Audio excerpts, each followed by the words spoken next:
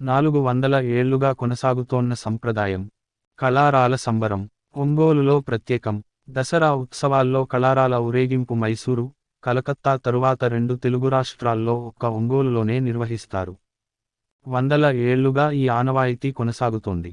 2 తెలుగు రాష్ట్రాల్లో ఒంగోలు నగరానికే ప్రత్యేకమైన అమ్మవారి కళారాల ఊరేగింపు భక్తుల కోలాహలం, డప్పు వాయిద్యాలు, వివిధ రకాల వేషధారణల నడుమ అంగరంగ వైభవంగా ఈరోజు ప్రారంభమైంది.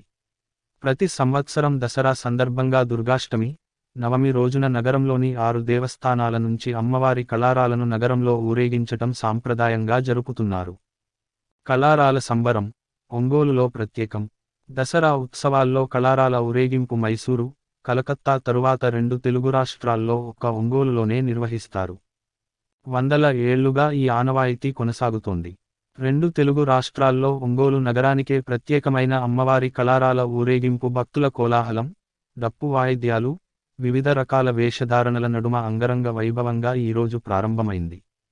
ప్రతి సంవత్సరం దసరా సందర్భంగా దుర్గాష్టమి, నవమి రోజున నగరంలోని 6 దేవస్థానాల నుంచి అమ్మవారి కళారాలను నగరంలో ఊరేగించటం సాంప్రదాయంగా వస్తోంది. ఈ సంవత్సరం కూడా అమ్మవార్ల కళారాల ఊరేగింపు కోసం రంగం సిద్ధమైంది. ఎరుపు రంగులో అంకమ్మపాలెంలోని కాళికమ్మ, పసుపు వర్ణంలో బాలాజీరావుపేట కనకదుర్గమ్మ, తెలుపు వర్ణంలో బీవీఎస్ హాలు దగ్గరున్న నరసింహస్వామి కళారాలు భక్తుల జయజయధ్వానాలు, నృత్యాల నడుమ బయల్దేరి నగరంలోని వివిధ ప్రధాన రహదారుల ద్వారా కొనసాగనున్నాయి. మైసూరు, కలకత్తాల తరువాత ఒంగోలు నగరంలో మాత్రమే ఈ కళారాల ప్రదర్శన జరుగుతుంది. 400 ఏళ్లుగా ఈ సాంప్రదాయాన్ని కొనసాగిస్తున్నారు. దసరా పండుగ సందర్భంగా ఒంగోలులో జరిగే అమ్మవారి కళారాల ఊరేగింపునకు ఓ ప్రత్యేకత ఉంది. మైసూరు, కలకత్తాల తరువాత ఒక్క ఒంగోలులోనే ఈ విధమైన కళారాలను ప్రదర్శిస్తారు. దుష్ట శిక్షణ పూర్తి చేసుకుని వస్తున్న అమ్మవారికి భక్తజనం జయ జయధ్వానాలతో స్వాగతం పలుకుతారు. అదే కళారాల ఊరేగింపుగా ప్రసిద్ధి.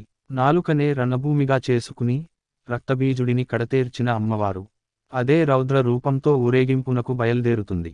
దుష్టశిక్షణ చేయటానికి అమ్మవారు రౌద్రరూపిణిగా అవతరించిందనే దానికి సంకేతంగా ఎరుపు వర్ణం, సకల శుభాలను కలిగించే మాతృమూర్తికి చిహ్నంగా పసుపు వర్ణంలో అమ్మవారి కళారాలు దర్శనమిస్తాయి.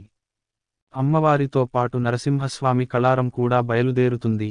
హిరణ్యకశిపుని సంహారం తర్వాత అమ్మవారి ఆదేశం మేరకు శాంతమూర్తిగా మారిన నరసింహస్వామికి చిహ్నంగా స్వామివారు తెలుపువర్ణ కళారం ఊరేగించారు.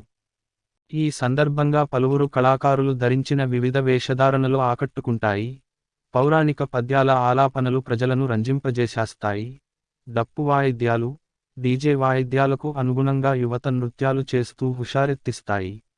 ఒంగోలు నగరంలోని పలు వీధుల గుండా అర్ధరాత్రి బయలుదేరే ఈ కళారాలు ఊరేగింపు ఉదయానికి స్థానిక మస్తాన్ దర్గా సెంటర్కు చేరుకుంటాయి. ఆ సందర్భంగా 3 కళారాలకు భక్తులు నీరాజనాలర్పిస్తారు. అర్ధరాత్రి సంబరాలు ప్రారంభం. ఒంగోలు నగరంలోని 3 ప్రధాన దేవాలయాల నుంచి తొలిరోజు అర్ధరాత్రి 3 కళారాలు బయలుదేరుతాయి. వేరీనాదాలు, చిత్ర విన్యాసాలు, విచిత్ర వేషధారణలు ఆ కోలాహలానికి తోడవుతాయి. ఎంత సందడి ఉన్నా నగరోత్సవానికి ప్రధాన ఆకర్షణ అమ్మవారి కళారాలే.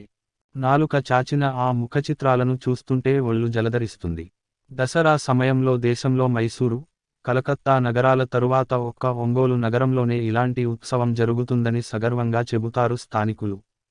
పురాణ కథనం ప్రకారం శుంభుని శుంభులు, మధుకైటబులు ఒకరా ఇద్దరా, ఎంతోమంది రాక్షసులు నేలకొరిగారు. రక్తబీజుడి వంతు వచ్చింది. అతని ఒంట్లోంచి పడే ప్రతి రక్తపుచుక్క నుంచి మరో రక్తబీజుడు పుడతాడు. పరమేశ్వరుడు అతనికా వరం ఇచ్చాడు. మహాకాళి ఆ లోకకంటకుడిని ఎలా సంహరిస్తుందా అని ముక్కోటి దేవతలు ఆకాశంలోంచి ఉత్కంఠతతో చూడసాగారు. అమ్మ తన నాలుకను భీకరంగా చాచింది. జిహ్వ పెరిగి పెద్దదై రక్షక్షేత్రమైంది. ఆఖరి చుక్క వరకు ఆ రాక్షసుడి రక్తాన్ని పీల్చేసుకుంది మహాకాళి. అసుర సంహారం తర్వాత కూడా ఆమెలోని రౌద్రాంశ శాంతించలేదు. దేవతలు, మునులు స్తుతించడంతో శక్తిస్వరూపిణి కాస్త కరుణించింది. నాలుక బయటకు చాచిన తన శిరస్సును ఎవరైతే ఘనంగా ఊరేగిస్తారో, భక్తితో పూజిస్తారో ఆ గ్రామానికి కానీ, నగరానికి కానీ ఎటువంటి దుష్టశక్తుల భయం ఉండదని అభయమిచ్చింది. ఒంగోలులో నగరోత్సవం 400 ఏళ్ల నాడు ప్రారంభమైనట్టు స్థానికులు చెబుతారు. అప్పట్లో అమ్మవారి శిరస్సు ఆకారాన్ని అట్టలతో రూపొందించి, గూడు బండ్లు కట్టి ఊరేగించేవారు. 100 ఏళ్ల కిందటి నుంచి అట్టల స్థానంలో రాగి రేకును, ఇతర లోహాల మిశ్రమాన్ని వాడటం మొదలు పెట్టారు. ఇవి చాలా బరువుగా ఉంటాయి. వాహనం మీద అలంకరించడం, శిరస్సు కదులుతున్నట్లుగా తిప్పడం కష్టమైన పనే. ఓ ప్రత్యేక బృందం ఈ బాధ్యత తీసుకుంటుంది. ఒంగోలు నగరంలో మొత్తం 6 కళారాల ఊరేగింపు జరుగుతుంది. దుర్గాష్టమి నాడు బాలాజీరావుపేట కనకదుర్గ, అంకమ్మపాలెం కాళికాదేవి, కొత్తపట్నం బస్టాండ్ రోడ్డు నరసింహస్వామి, అమ్మవార్ల కళారాలు ఊరేగిస్తారు.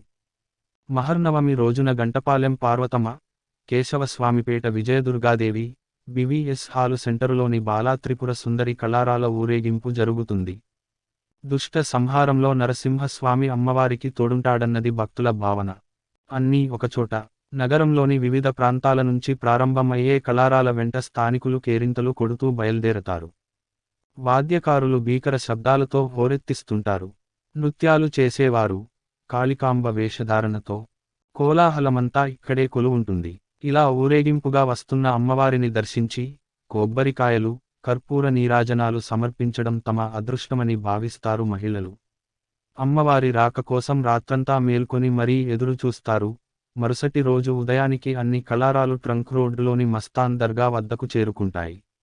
టపాసులు కాలుస్తూ, ఈలలు వేస్తూ పరస్పరం స్వాగతించుకుంటారు భక్తులు.